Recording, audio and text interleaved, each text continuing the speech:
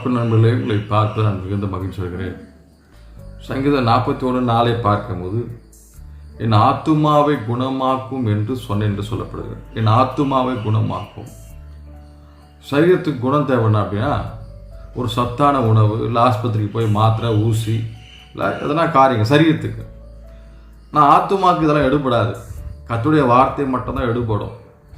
எனக்கு அருமையான தேவனுடைய பிள்ளை, நம்முடைய ஆத்துமாவுக்கும் ஒரு நன்மையான காரியம் நடக்கணும், குணமாகணும் அப்படின்னா கர்த்தருடைய வார்த்தையை கேளுங்க, கர்த்தரிடத்தில் பேசுங்க.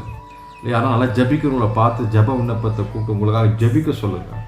எனக்கு அருமையான தேவனுடைய பிள்ளை, கர்த்தருடைய வார்த்தை மட்டும்தான் நம்மளை ஆத்துமாவை குணமாக்கும். பலவீனமாக இருக்கிறீங்களா, துன்பத்தோடு இருக்கிறீங்களா, கஷ்டத்தோடு இருக்கிறீங்களா, வியாகுலத்தோடு இருக்கிறீங்களா, பிரச்சனையோடு இருக்கிறீங்களா, நிச்சயமாக நீங்கள் ஜெபம் பண்ணும்போது ஆண்டவர் உங்கள் ஆத்துமாவை குணமாக்க வல்லவராக இருக்கிறார். இந்த வசம்படி விசுவாசமாக கர்த்தருடைய ஆசீர்வாதத்தை பெற்றுக்கொண்டார்.